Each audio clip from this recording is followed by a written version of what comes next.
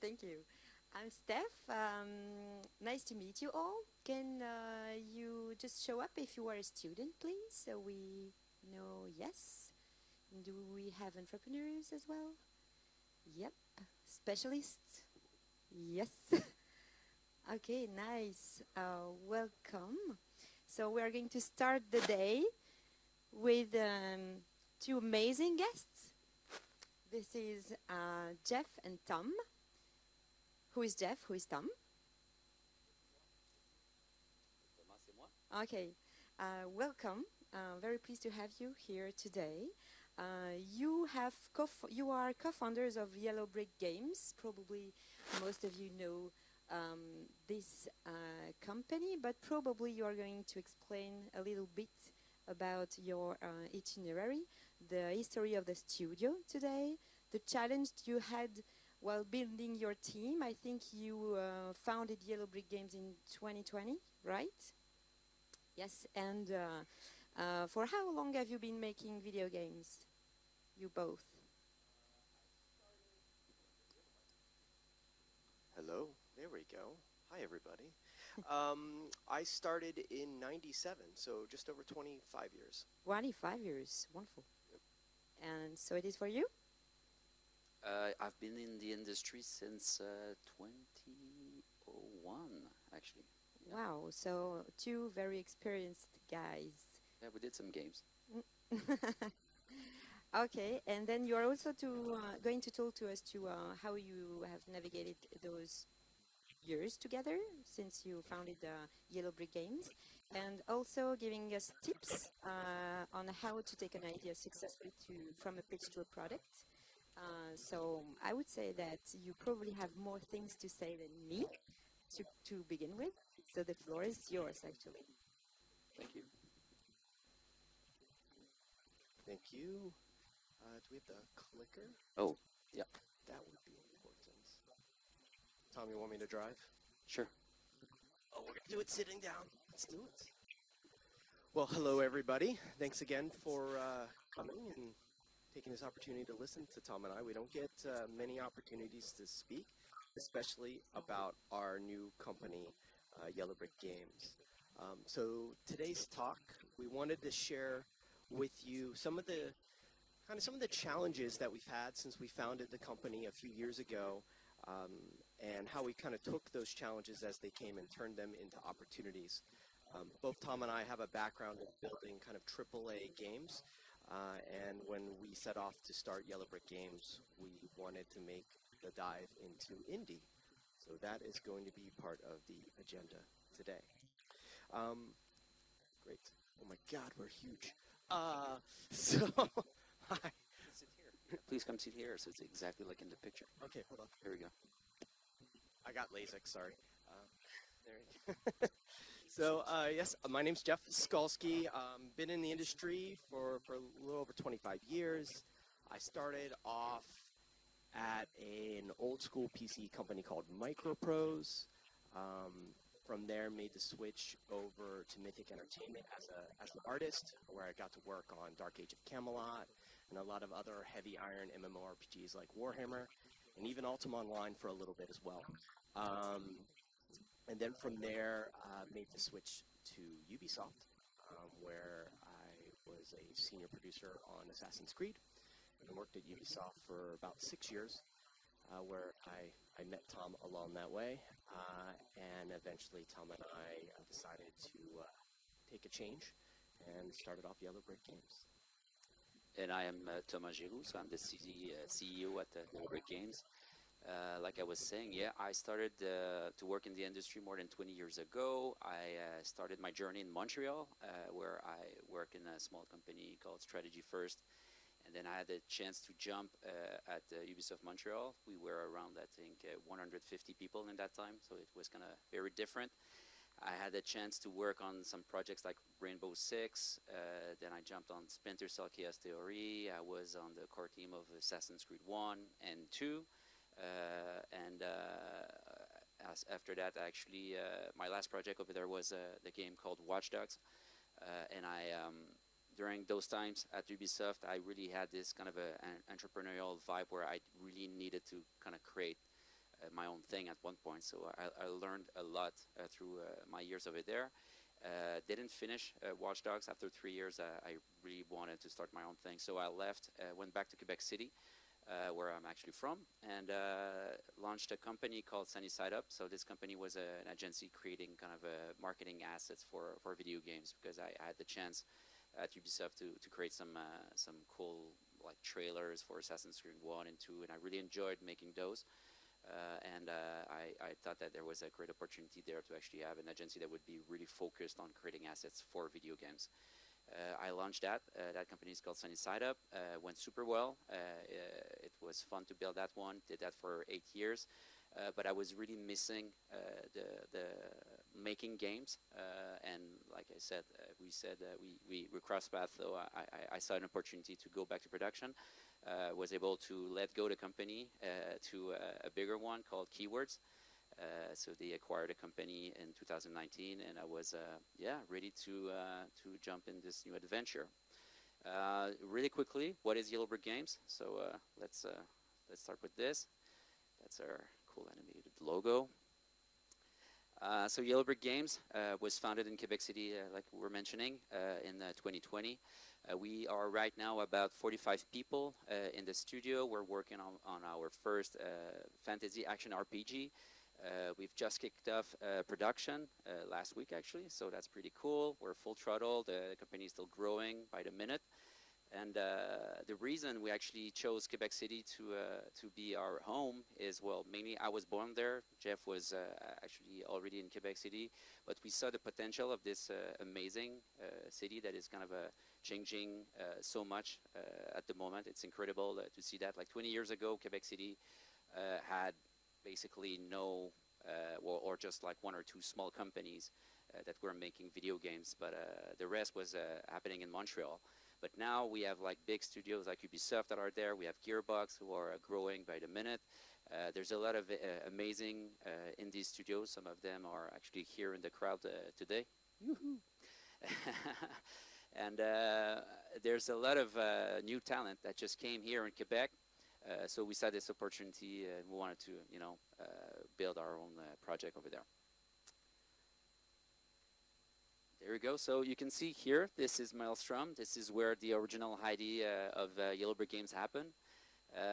Like I was saying on my side, I was kind of at a crossroad where, having an agency, it's a different beat. You're a service company. It's always like every asset that you need to ship needs to be done for yesterday.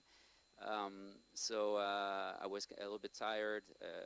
Family-wise, we had a hard time where I had a daughter who was sick. She had cancer. We had to fight with that and all that. So I was kind of at this point of, okay, let's go back to something that I really enjoy, that we would have time to actually, build.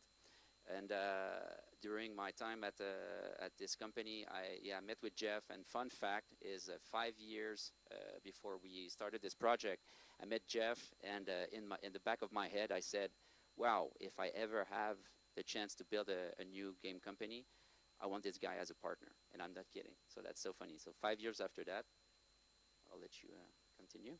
And I said, if I ever do a company, I will never do it with that guy. No, just joking.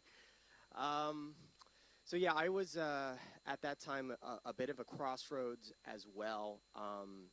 I had been working on big franchises for quite a bit of time, and while those were amazing experiences, my time at EA, my time at Ubisoft, I learned a tremendous amount. They're very different companies for good reasons, and I learned a lot from those experiences. But I was getting at a point where I started to realize what I wanted to do, I couldn't do where I was at, because these companies were kind of chained to the successes of the past, and that's what made them great companies and the franchises that they built. But I wanted to go a different direction, and I couldn't do that there. So I needed a change. When Tom kind of came to me, I was like, I'm thinking about it's about time to do a change. So it was kind of almost the alignment of the stars, and we just both kind of had to kind of go through the door together.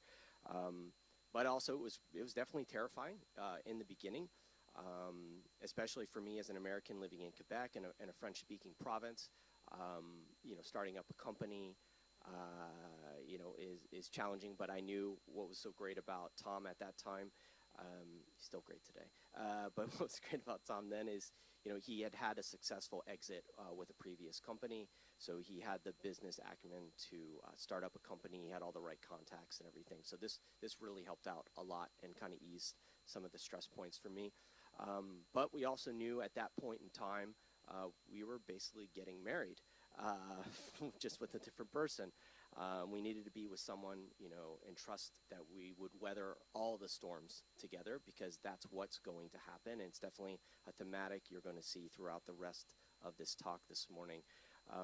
And also we knew, even at that first coffee that we had together, we said, if the ship sinks, I want to know you're going to hold my nose and I'm going to hold your nose, and we're both going to take a deep breath together. So we knew that we needed that level of commitment to make it happen. And from that, we said, all right, let's do this. And as soon as we said, let's do this, challenge number 1 occurred. And we're going to talk about quite a bit of challenges today. So challenge 1 for us was really right off the bat, we knew, Tom and I can't just make a company. The company is nothing without people, and it's nothing, especially without the right partners in the beginning to establish what the company wants to be. And right away, we had some ideas of some people who wanted to kind of start a new company in Quebec, but finding the right partners was definitely challenge number 1. In particular, there was a partner of ours that we thought for sure was going to be with us. But as we kind of discussed the type of company we wanted to be, the types of projects we wanted to build, why we were doing it, it was clear that this individual wanted to go a different direction. And it's okay. There's nothing wrong with that person wanting to go another direction. It's a fine direction, but it wasn't aligned around what the other co-founders wanted to do. And we had to make a very hard choice, because this person was one of the most talented technical people I've worked with in my career. But we had to make the hard choice that we were going to start our company without this expertise in our company from the beginning, and we would have to build an engineering team to fill in this gap. So it put quite a bit of risk, but in the end, I think the key lesson out of it, while it was a hard choice to make and communicate to him, you really need to make sure you have the right people on the boat. You put the right people on the boat, they will get to a destination that's amazing. You put one wrong person on the boat, it will absolutely get lost at sea. So this is very, very key, and this was challenge number 1 for us. And yeah, like Jeff said, I think it's something that we should always consider. A lot of people will be excited to launch a company with you. It's totally normal. They all dream of it, and people will dream about it. But it's not because they dream about it that they're actually the right partner for you. The thing is, most of the people, I call it the honeymoon phase. When everything goes well, it's awesome, but it's like in a real couple. When the real troubles happen, this is where you'll see if you're meant to be together or not. And sadly, is it me or you? I don't know. Well, I know it's fine. Okay. What was I saying? Yeah. So when you have trouble in front of you, it's mostly when companies will actually collapse. Especially in the ND environment, you will have hard choices. You don't have an unlimited amount of money and all that. So it's really difficult if you don't have people who are aligned with you. So gladly, on our side, we were able to find 2 amazing people who joined the journey with us. We have Fred Saint-Laurent, our game director. Fred was also at Ubisoft, but was also ready to jump in this adventure, because Fred touched a little bit on the indie before he actually joined Ubisoft. So gladly he said yes when we asked him to join us. And also Mike Laidlaw, who's kind of a heavy hitter in the RPG realm. Mike is the creative director on the franchise Dragon Age. So when Mike said, hey guys, I want to be part of this too, we were kind of dancing all around, because we really like Mike. Mike is an amazing person. As a creative director, he has a clear vision and all that, so we knew that would help along the way. And what was actually incredible is to see that those 4 guys that kind of started this idea, we were all different. We all had like weaknesses and strength that were different, But was really important is that we were all aligned behind the same values and the same goals. So that was incredible, and it's still going on to this day. So every time we have kind of challenges, we know that each of us will align on it. So that's valuable. So we have the partners, but we're like, okay, what are we gonna do? So most of the people, they will say, okay, let's start an indie studio. So it means, and I've been through this with my previous company. Let's go to our basement. We start there, and no money, and you do your best and all that. But for us, with our situation where we had families and obligation and all that, that was a route that we could have taken, the four of us, but some other members of the families wouldn't necessarily agree. So we said, you know what? Let's try something different. Let's go with something we believe could work, which was triple I, meaning that we would be able to create a company with strong pillars financially, to be able to receive, people that will be experienced and all that. They would be able to join us. They would have, healthcare. They would have insurance. They would have like all the kind of perfect environment to be able to go make the game that they wanted. So we said, you know what? Let's go all in and try to go this route. The reason is because in 2020, if we all remember, the environment in the video game industry has changed a lot in the last 10 years. So, Sony, Microsoft, everybody wants to start to develop their own kind of platform. They are craving for content, and they are trying all around the world to secure deals with new studios that will actually create that content for them. So we knew that this was happening, and we said, let's give it a try. Let's go all in and see how it goes. Yeah, we started the journey there.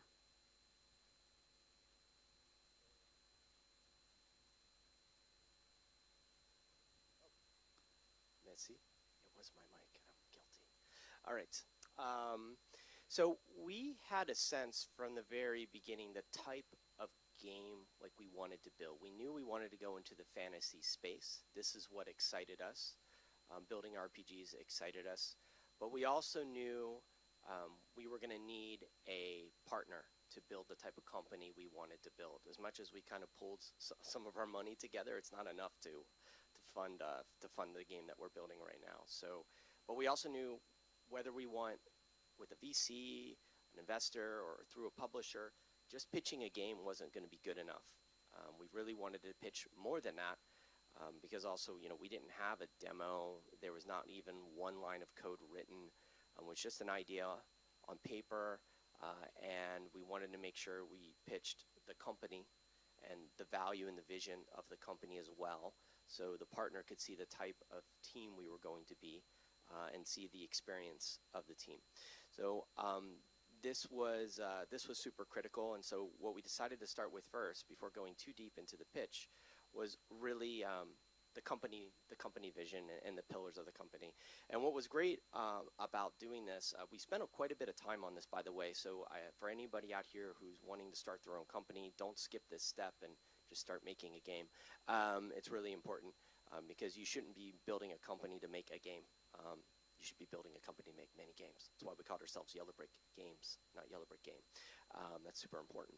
So, because the odds statistically that your first game is going to do well is very low. It happens. It's great. But you should be planning for that to be a failure. Probably your next one to also be a failure, and eventually maybe you'll hit on your third, fourth, or fifth try. So we put a lot of time into this.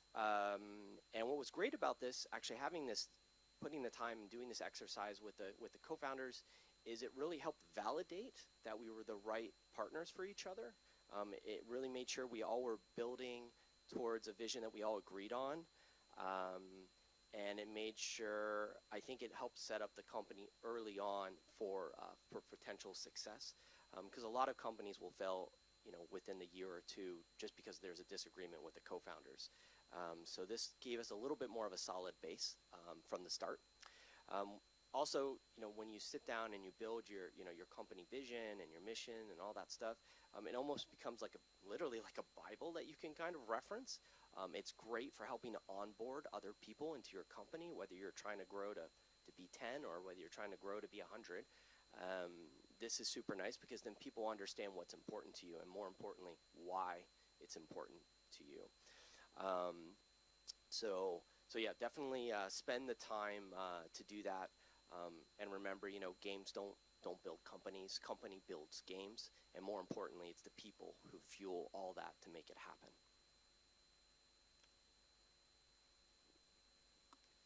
So this slide here, I'm not kidding, was probably built, 2.5 years ago when we were all, the four of us, talking about it. It seems boring when you do it, but the thing is, along the way, as you build your company, we realized that sometimes we had choices to make, and to go back to this would help us make the right choice. For an example, we've decided here, like, we wanted a smaller team. Like, we wanted to create a company that would, by choice, be smaller than the others. We didn't want to be 150. We didn't want to be 200. Our goal is not to be in 10 years a multinational. That's not who we are. But in 2020, you'll see later, we had many opportunities. Many companies were interested. We could have accepted all of them and all that, and that could have been great maybe. But to go back to this helped us make the right call and right decisions. And the team is also involved in this. The team sees this, and they agree to this, and they all understand where we're going. So there's no big surprise along the way. So the line, build a team of talented artisans to deliver innovative and original IPs, was kind of a tagline for us, where, again, we would build a company with a smaller team of around 60 people. We would focus on agility, making sure that we could always, change course, adapt, scope the game properly, make last minute changes and all that, and everybody would need to be comfortable with the agility model of the game. A strategy about seniority, so it was to be able to bring people from other big companies with a lot of experience, and those people would be there to be kind of to create mentorship with newcomers in the company, to make sure that there's going to be kind of a passation du pouvoir, not du pouvoir, but of the knowledge, sorry. And focus on quality over quantity. So like Jeff said before, we all came from AAA experiences where games are huge, they're amazing, there's a lot of content in them, but we would choose to make games that are more precise, but the quality would be there. So that was about it.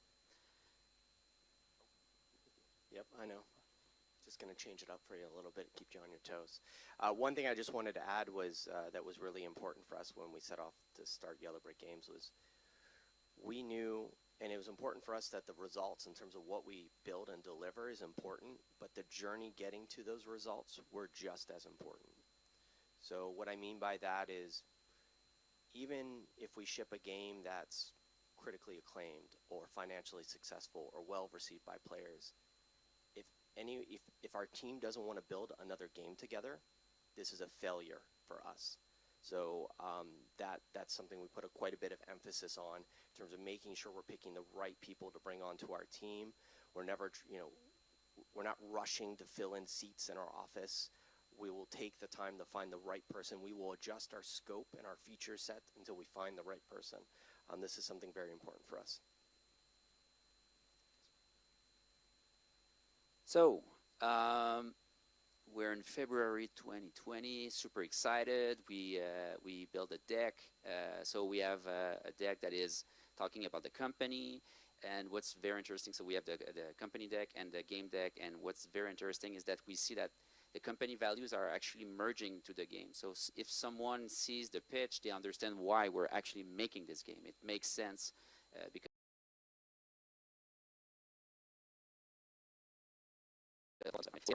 pitch to all the publishers and VCs because they're all going to be there. It's our dream. We're like, oh yeah, it's going to be so fun. We try to use all of our contacts throughout the years that we were able to develop. So we contact those people. We open doors. We make we schedule meetings with publishers. Everything is going great.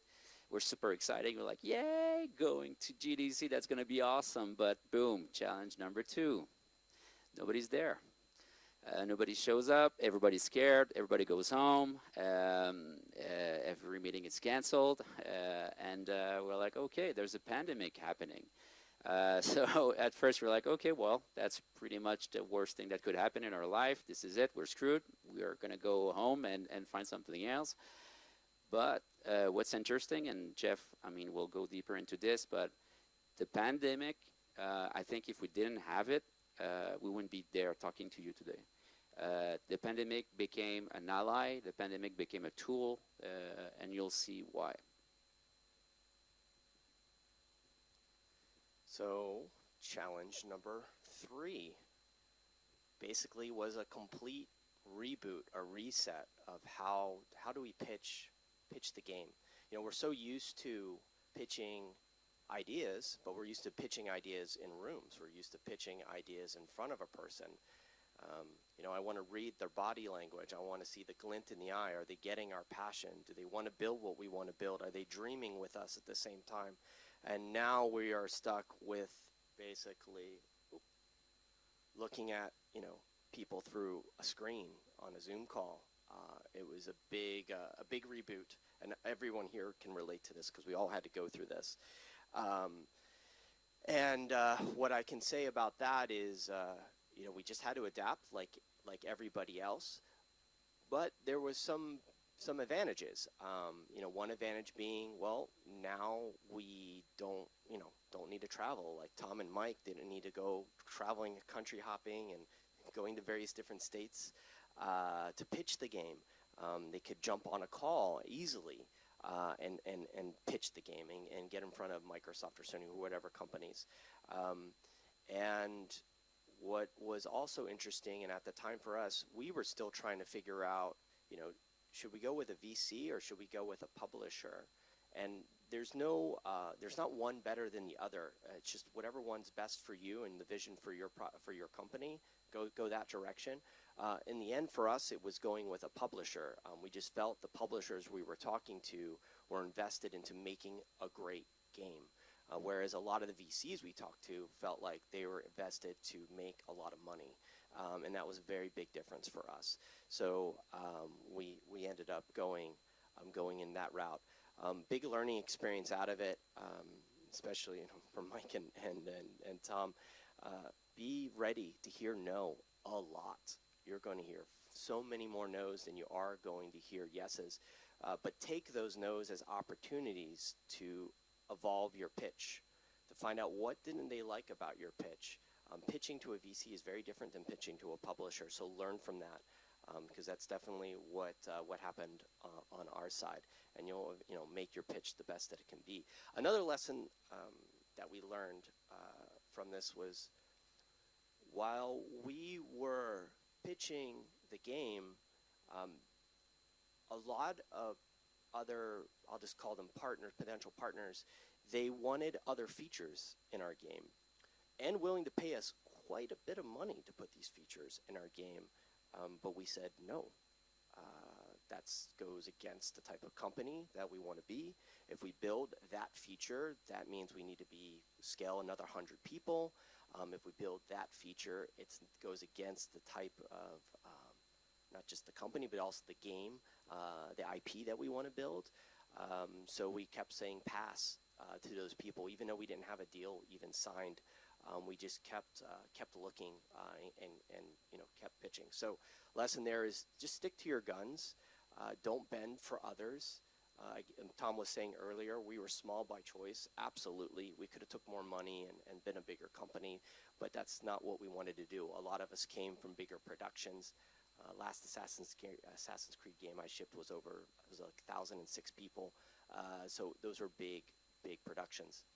So we wanted to be something different, and we knew that people coming to Yellow Brick wanted that smaller, more feeling like you kind of know everyone environment in the office, and feel like they could bring more impact to a lot of areas of the game rather than just be siloed and very specific, like I just build trees and that's all I do. So yes. I just want to add something for the people who are going to pitch, because we've been through this. Some people, it can be VCs, it can be publishers, will say that you're wrong. Will say that your game is not the right one. It's not going to work. It's too ambitious. It's too this and that. We heard it many times. they, in their perception, they're right, and it's fine. But don't be affected by that. If you believe in your stuff, adapt your pitch, change your stuff if you need to in your pitch, but don't be alarmed by it. Like in fact, we had one pitch with a VC. The VC destroyed our budget, and he said, you guys are trying to, steal money out of us. That's incredible. Like, you're too expensive, or blah blah blah. He was challenging a lot about it, and we'll go through it later. But I can prove him right now. I can call him back, and we're actually so spot on about our budget. So we did our homework, but in his perception, we were wrong. So if you ever go through that, and they challenge you and they tell you you're wrong, if you believe that you're right, just stick to your guns. And also, yeah, again, to piggyback off of that, don't get defensive or offended by someone saying no. It doesn't mean that it's a bad idea. It just means it's not a good idea for their portfolio. So keep pitching. You'll find the right partner, because you ideally want to find the person who believes in your pitch, because that just means as you produce it, things are going to change along the way. That's normal, but at least they're aligned on where you're going, and that's just going to set things up to be a lot easier to produce. So in the end, for us, we basically signed, Private Division signed us to basically to kick off a conception. So when Private Division, and for those who don't know who Private Division is, they're an independent label that sits under Take-Two, which now I don't feel as bad buying 6 copies of GTA, but it's so yeah, they're an independent label under Take-Two. And we felt, perfect for their types of portfolio. They do smaller scale game, mid-scale, AA, AAA games, and kind of the full range. And they were missing a fantasy action RPG in their portfolio in terms of the direction we wanted to go in that genre and that space.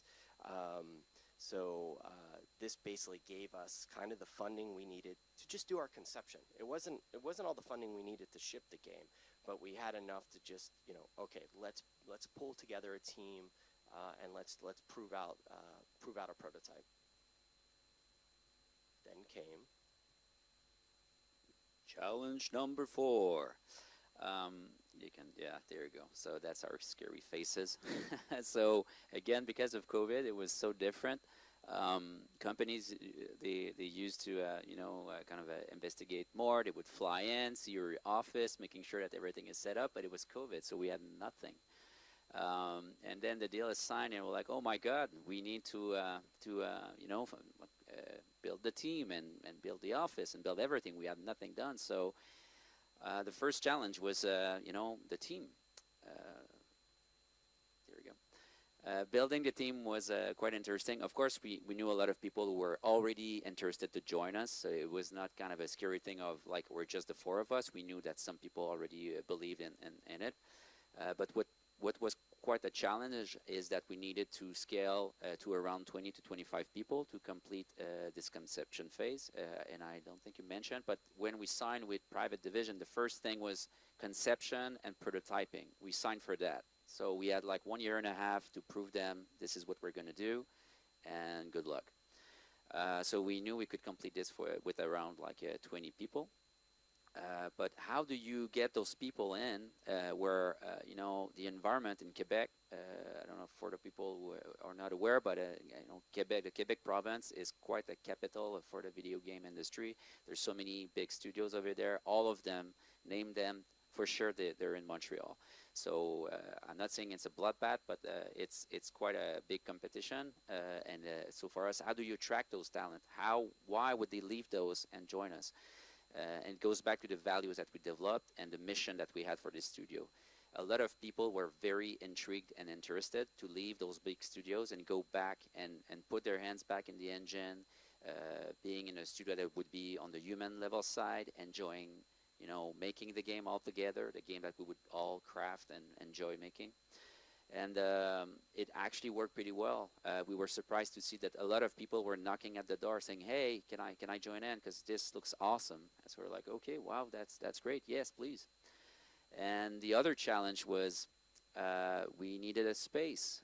Even if a lot of people were still trapped at home, some of them were getting depressed and all that, they needed an office. And we knew that we yes, we were there for 1 year and a half, but we didn't sign for the full game. So how do you get an office for the people who need to be there? But you don't want to tie yourself for 5 years on a loan that you won't be able to pay if you ever are canceled after your conception and prototype. On that front, we went super transparent. So we talked to landlords in Quebec. We told them what was going on. We told them exactly when we would know the answer. We told them, you know what, we need this until October, blah blah blah blah. We might be canceled. We don't know. And what we learned is that those people believed in our project. They helped us out. They secured an amazing deal with us, and we were able to actually pull out of this deal if bad things would happen. So that was quite amazing. So always be transparent. Tell everybody around you what's your situation, what's going on, and you realize that most of them will try to help you out.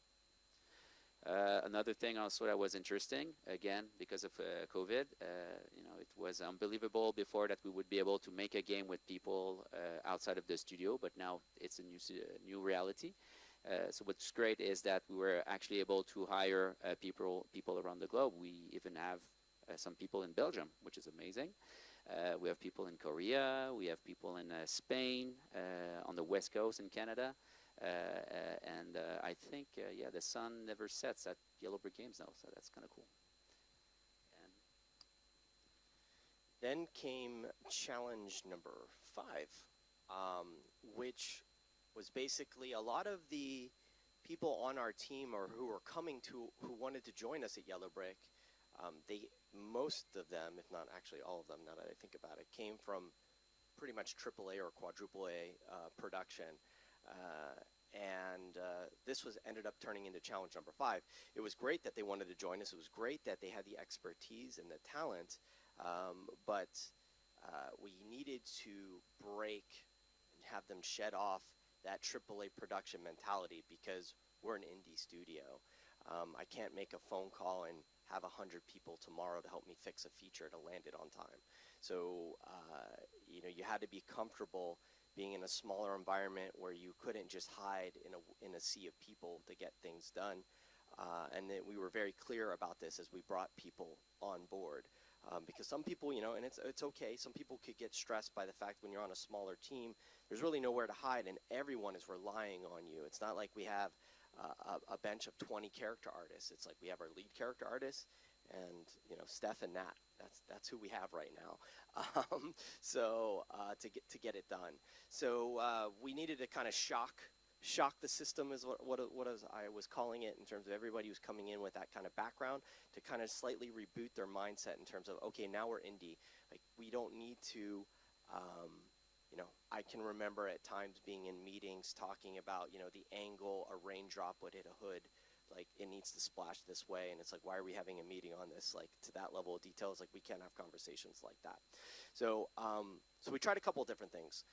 One thing that we did immediately was we work in 8-week milestones, and we work on 1-week sprints.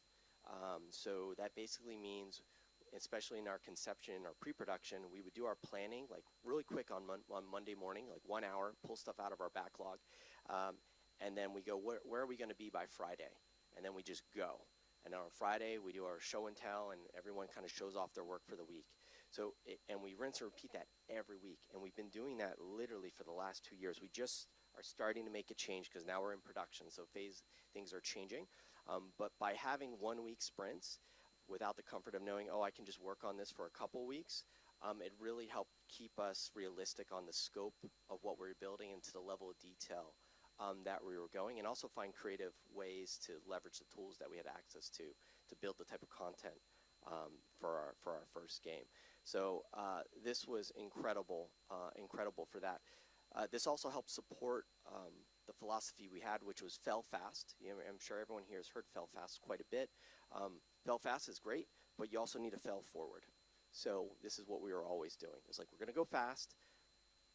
Do we like it? Yes, no, okay, double down on it, or just cut our losses and move on. We wanted to make sure we were cutting concepts and ideas early, so we weren't like working on something for months and months and then go, it's not good enough. Let's just trash all that work. Because we just didn't have the luxury of the time or the budget really to do that kind of thinking and that kind of production. And another thing we did, and which is why you see a yellow brick, we were very inspired by Google Fridays. They've been around for forever, but for us, we were like, why should it just be a day? Why not a full week? So we came up with this concept called Brick Week. I will probably do a GDC talk on this one day in the future. But basically, there's only one constraint for Brick Week. First off, I at least give a few weeks notice when we do it so people know that it's coming. It's not planned, it's not scheduled. So on Brick Week, there are no meetings. There's no planning, no grooming. The only thing we do is we do a show and tell at the end of the week on a Friday, which is almost like Christmas morning every time because nobody knows what everyone's doing. The one constraint is it has to bring value to the project, what we're building. It could be learning a new tool. It could be taking a low priority item out of the backlog that you're worried that's going to get cut that you really want to do. It could be taking something you're working on and you just want to push it a little bit further. It could be something completely new that you've never shared with anybody. We let the whole team do this, and then we get together on Friday and everybody shows their work. Everyone's doing their very cryptic messaging for their code check-ins and stuff. It's really funny to keep it all a surprise. This has been great for us. At least 3 key features for our first game have emerged from this practice. We do maybe 4 or 5. Last year we did 4 Brick Weeks. So 1 month out of last year were Brick Week themes. I think the year before that, I think we did also 4 or 5. This year it's been 3. So we're going to keep evolving on this concept. But again, these are just things we would never do in bigger companies of 10, 15, 20,000 employees. But because we're small, we try to take advantage of it and take advantage of the fact that, we can make a choice, an idea in the morning over coffee, prototype it in the afternoon, test it before the end of the day, and go, do we like it or not? Whereas in bigger companies, it's very hard to work like that. So this is something else we took advantage of, just to try to reset the mindset of the people on the team. Which through our conception, it led us to our recipe for our first new IP. We're not, sadly, going to talk much about our first project today, so if you're hoping to see a build or us running the game, not going to happen, not yet. Stay tuned. Looking forward to sharing all the team's hard work. But here's the 2 concepts we released, I think back in March or April, just to help kind of fuel a recruitment campaign we were running. But through that conception process, we were able to start to craft the world that we wanted to build, the logic of how we wanted the game to be, the breakthrough of what the game technically was going to be able to do, to really help us, define our own lane within the fantasy action RPG space. At the same time, as much as we were being very transparent with the team on why we were making the choices that we were making and always listening to what they had to say, we were building, don't forget about your partners, because we wanted to keep that same level of transparency with our partners as well. And we built confidence with Private Division over the course of that year through our conception. When things went bad, we didn't wait to tell them. We just told them right away, this didn't work out as we hoped. This is what we're going to do about it. Just wanted to let you know, rather than tell them, the day of the milestone delivery that something wasn't going to be there.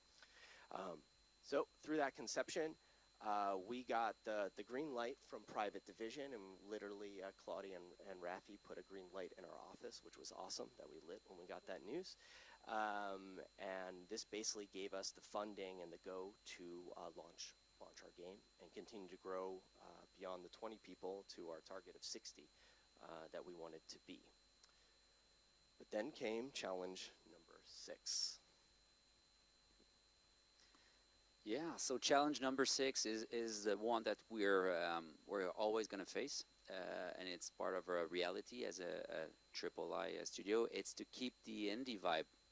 So last year we were 20, we're now 45. We're going to have another 15 people coming, and all those people are coming to have the indie vibe when they're working. But being 15 people versus 60, it's a different thing. If you don't have any structure in what you do, you're meant. I'm not necessarily meant for failure, but you have more chances of failing because some things need to be organized. But how do you organize everything without pushing too much kind of the big corp vibe into a company? It's quite a challenge because you need some planning tools. You need to make sure that everybody's going to ship their stuff on time. And for sure, we don't want everybody to be in a situation of crunching in the end and all that. That's something for us, like we don't tolerate. There's no crunching mentality in the studio. There's no way we want to plan in that sense. But yeah, that's the big challenge that we're living every day, making sure that we keep this vibe.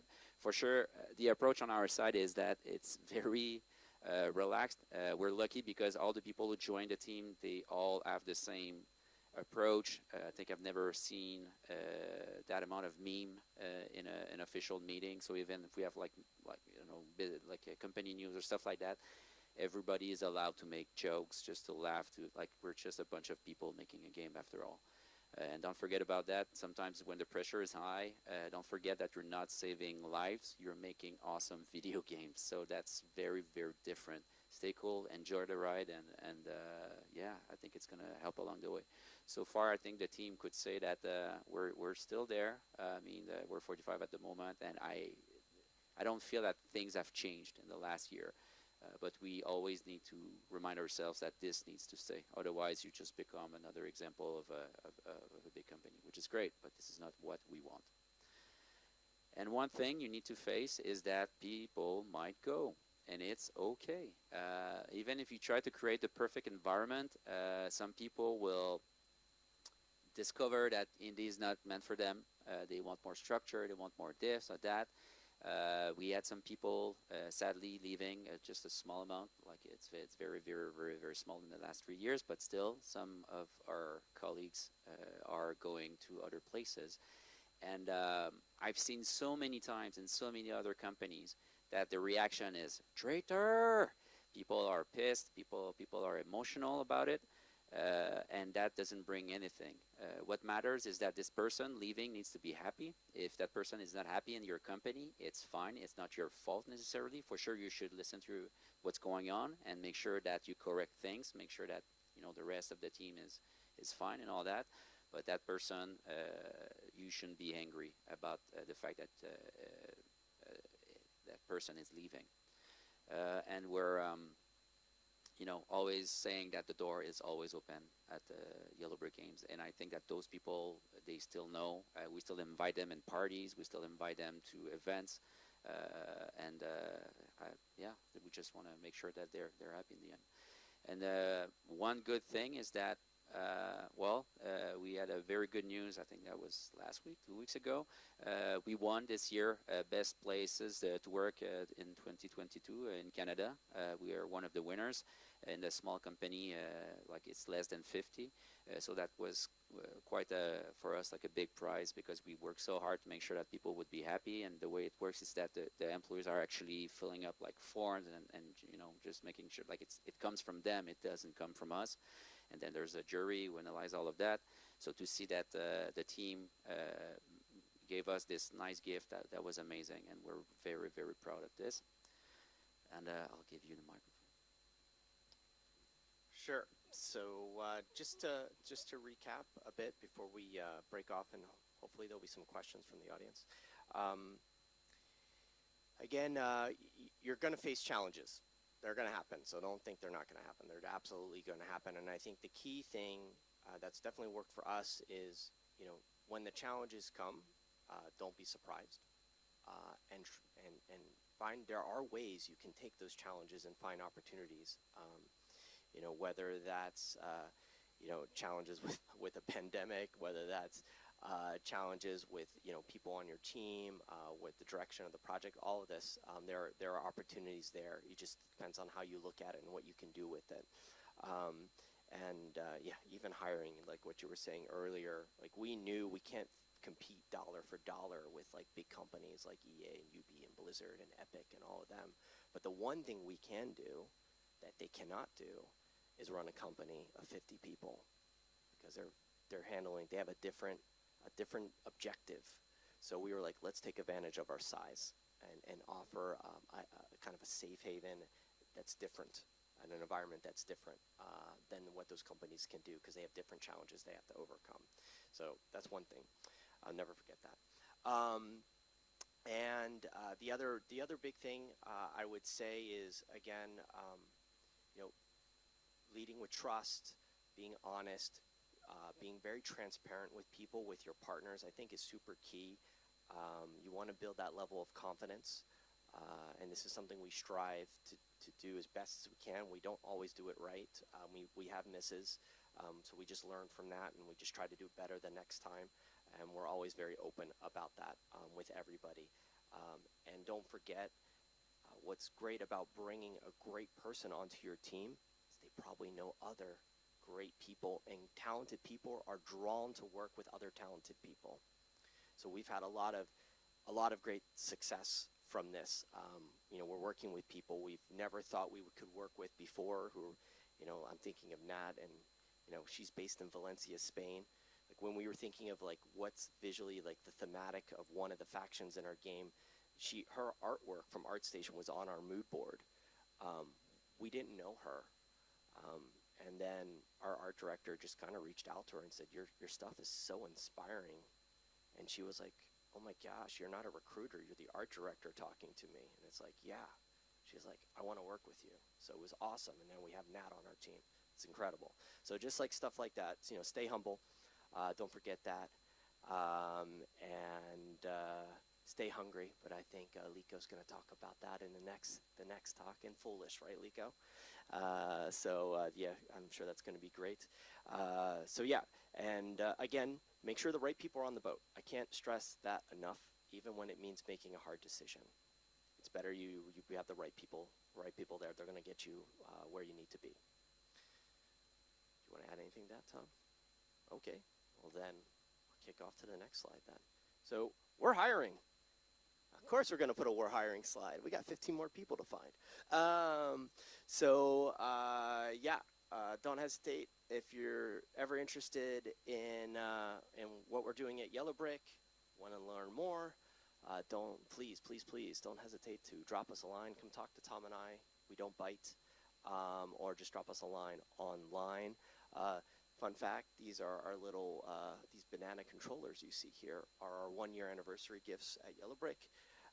On your first day, you get a brick, but I promise you we don't like tape your offer letter to it and throw it through your window. We don't do that. Yeah, we try to have fun where we can. Here's our contact info. Take a pic if you like. Thanks again to MEET&BUILD and everyone for inviting us out here. It's been amazing seeing your beautiful country. This is Tom and I's first time in Belgium. We've been sneaking around, seeing other cities as well, so it's been awesome. We will be back here with our families for sure. And on that note, we can leave it to Q&A. Thanks so much for your time.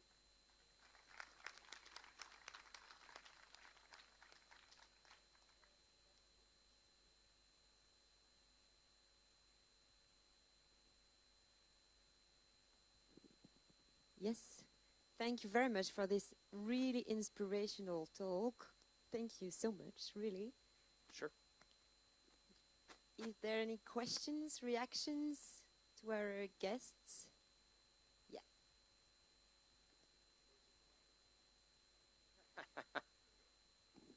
All right, so first of all, great presentation. It seems that we have a lot in common, and in my talk, I'm going to have some slides that are kind of copying a material. I hope you won't take it too badly.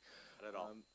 One thing that I find interesting is your perspective on scale of companies compared to mine, because you consider yourself to be pretty small because you're aiming at just 60 people, whereas I started with 5 and I'm now at 27, and I feel like it's already pretty big. So I guess my question is really, how do you define the different scales of company? Like, I would have a very specific answer to what is AA versus III, for instance, and stuff like that. So I would like to know how you see it, how you perceive that procession coming from productions of 1,000 people. So I think I'll go, and then if you want to add something, Tom. So I've had experience of shipping, mobile titles with less than 30 people, and I've worked on MMOs that are 500 and Assassins. That's just a crazy amount of people.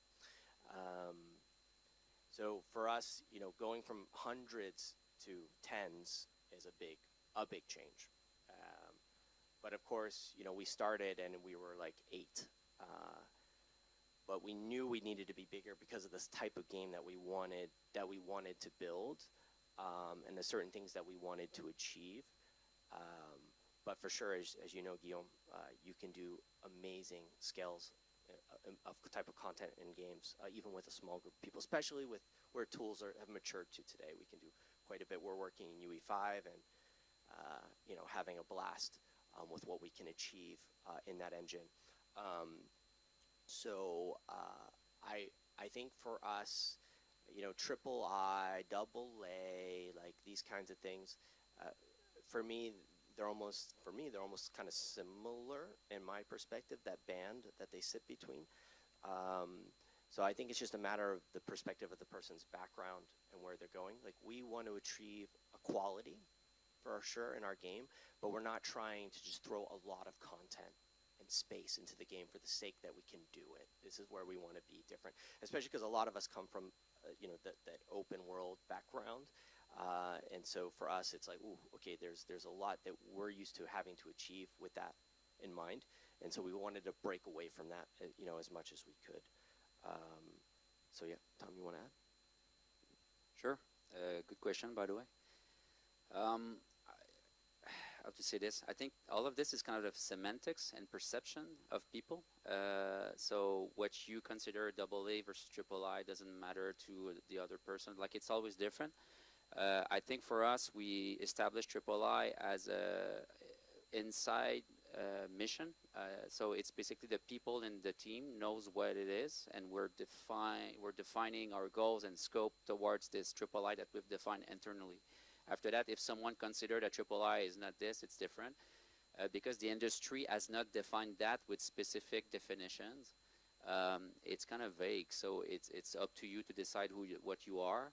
But for sure, in the company, we always talk about triple I. What does it mean for us? And we're going through that direction.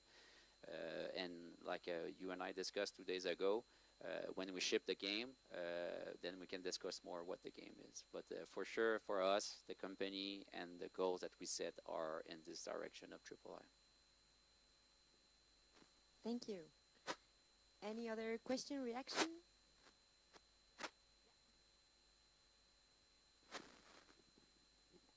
Thank you. It's super interesting to see that journey.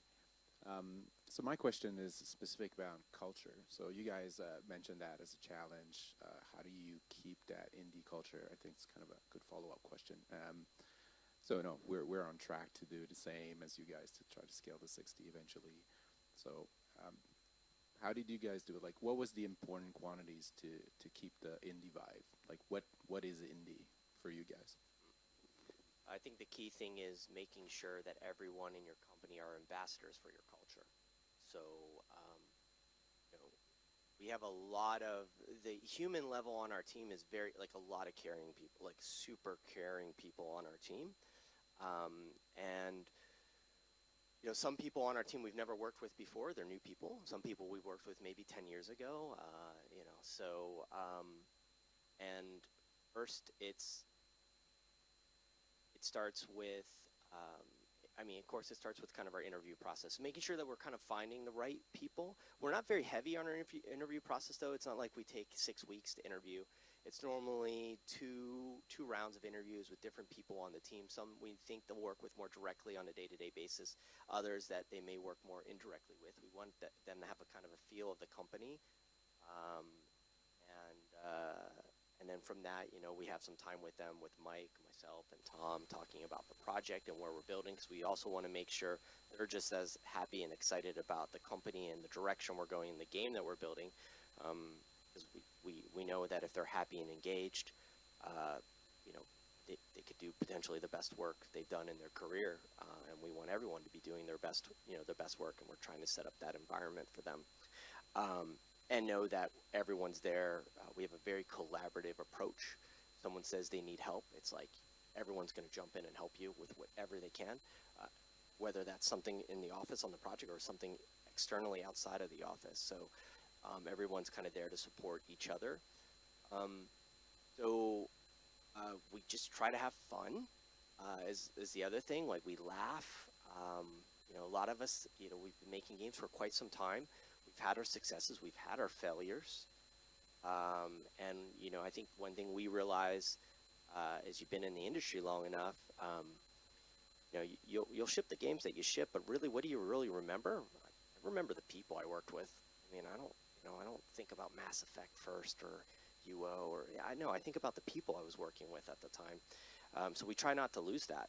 We really try to make sure, you know, we're finding the right people. And again, it goes back to what I was mentioning earlier, Lico, like the journey getting there is really, really important.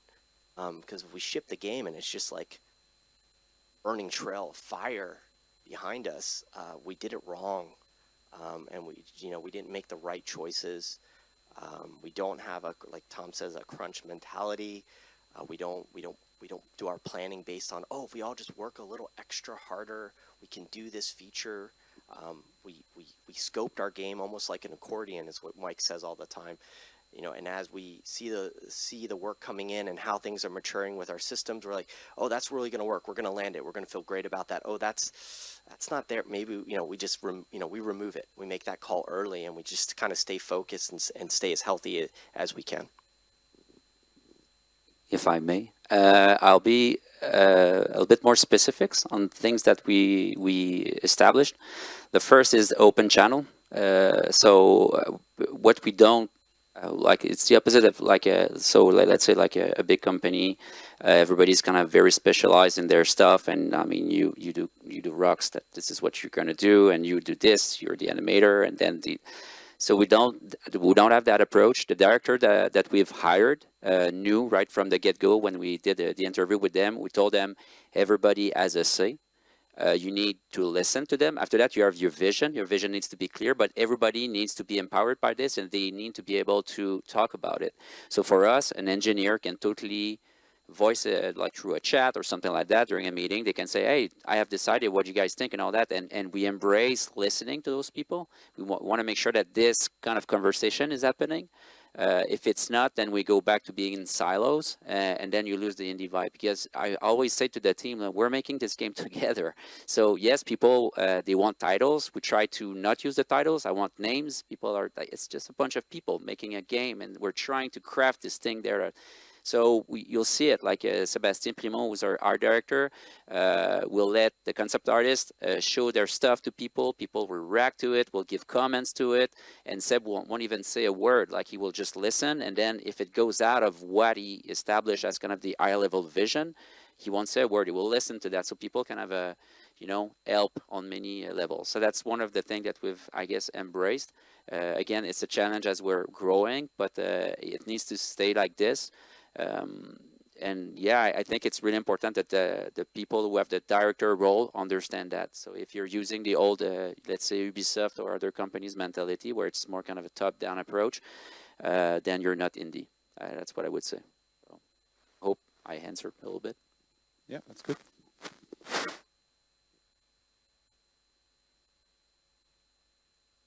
No, there.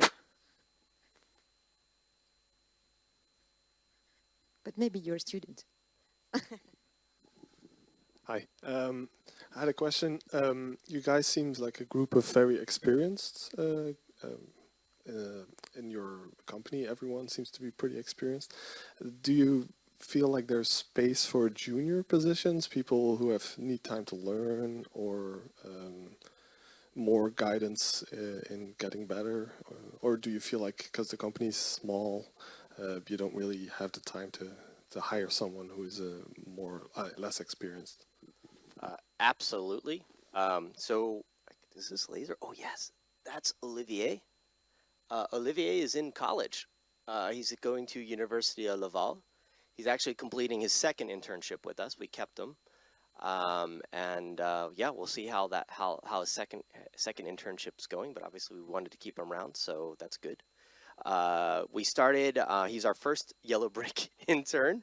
It's definitely something important to us, and something we'll continue to do. We weren't necessarily ready to bring on an intern in terms of a game designer or an artist just yet, but on the engineering side, we felt we could give the right level of support. It's very important. It's super important to me. I started off as an art intern when I worked at Microprose, building props and little level assets and stuff. So yeah, we'll continue to do internships at our company.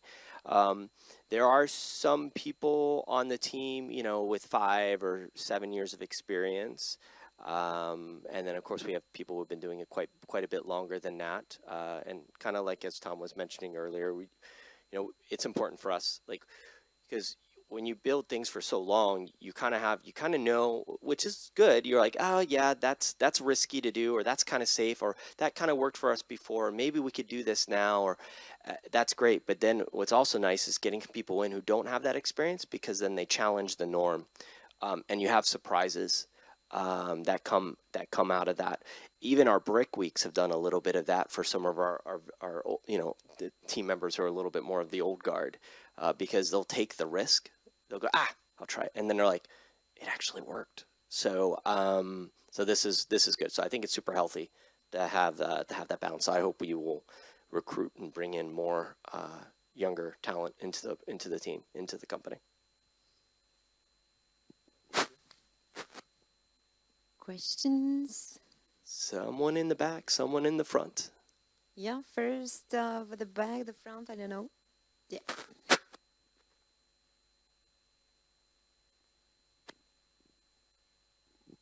Hi, thank you for the presentation. It might be a little bit of a follow-up question, but you guys obviously have a lot of experience in AAA and have then come back to start an indie studio. How important do you think are the things that you've learned in AAA environments to starting up studio? Because that's one of the key problems here in Belgium, that we don't have a lot of AAA studios, so our students need to go abroad, and then it's really tough to get them back. So, yeah. Yeah, I can understand that challenge. So for sure, you know, having any...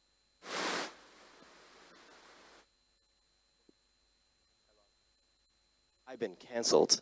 Oh wait, I'm back. I'm alive. Yes, no, I'll make sure I answer this one. Ooh, I'm even louder.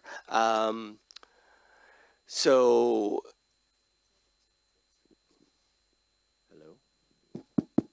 Okay, there we go. Merci. So for sure, having any experience shipping any game of any size in any engine on any platform gives you an advantage. You've learned something. Even if you didn't learn what's the right thing to do, you learned the things to avoid doing again. So huge value. In our case, because we've had the experience, we know. Again, you know, I would always say, like, based upon the people you're working with, or based on your strengths, or the strengths of the others, like, you should be crafting the idea of what you want to build around those strengths. It's okay to take a little risk, but still, at the core of what you're building, it should be leveraging on your strengths. And so we made sure, like, as people came on board, we were like, wow, you're really, really good at this. Like, you're bringing something, like, we should make sure we take it, like, bring this to life and support it. So when you don't have that experience, well, you still need to start. But this is why I always encourage people, like, just start building things, trying things. I give a lot of talks, especially back in the States. When I was in the States, I was giving a lot of talks to colleges. And I would always tell the students, okay, it's great. Look around you, your classmates. This is your network. Some of these people are going to go start companies. Some of these people are going to work for huge companies. Some of these are going to work on amazing franchises that we know today. Some are going to create new franchises that we don't know now, but we'll know for the rest of our lives. Like, it's happening. So how you treat people, how you help people, like, be kind, be humble, all these things, super, super important. And you do that from now for the rest forever. People you meet at events like this, people you meet at events like a GDC or anything like that, you know, always keep those connections and build that network. And it's just super critical that you start doing something, because even as a student, you're going to have your curriculum and everything the teacher is going to teach you. That's great. But what are you doing outside of your classes? Because this is what I think makes the difference. So just keep pushing yourself. to build things, to learn from those things. And two, you can have the opportunity either to build something fresh with a group of people and see where it goes, or have the opportunity to be at a company and learn from that company and then decide where your career needs to go. It's not easy, for sure. It's super challenging. My wife is Turkish, and you know, a lot of the things, you know, a lot of the students coming out of Istanbul were leaving Turkey and traveling to other countries and working and establishing their lives, and it's like they want them back in their country. So yeah, it can be challenging for sure, but just don't stop building. One last question. Thank you for the great talk. So my question is, you talk a lot about the onboarding from people from AAA company, but do you had different challenges with people coming from small indie teams coming, so that they have part of the mindset, but maybe other elements were missing, and you also needed to give them this background? I mean, the onboarding is not heavy process, so it's mostly like an easy thing to do. I think on our side, it's just a matter of. I think the big challenge is some of them who have less experience sometimes are not in the office. They stay at home because of COVID and all that. So I think this is kind of a bigger challenge, because we would love to have them in the studio. So there's kind of a better communication and all that, making sure that they understand well. But I don't think it's a challenge per se. I think we're always excited every time we have someone who comes from a studio or smaller like studio or bigger studio that is not the one that we come from. We're always asking questions and interested to know, like, hey, what went well over there? What did you like over there? What did you didn't like over there? And we're always a moving organism on our side. So we try to say, hey, that's a cool idea. Let's do this and all that. So they kind of feel involved in the process, I think. So I don't see that as a problem or a difficulty. I think because we just listen, and we're interested to get him on board. And by the way, that we embrace people who have no experience, because they have no boundaries. They're hungry. It's fun to see them going. They might go sometimes in wrong directions, but in that wrong direction, they'll discover something that we never thought of.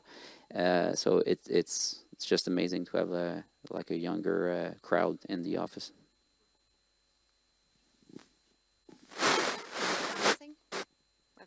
Nope, I'm good. Okay, time to switch to our second guest today. But first, I would like you guys to really applaud our two first guests of today. Thanks, Thank everyone. you for this whole bunch of advices in once. It was amazing. Thanks.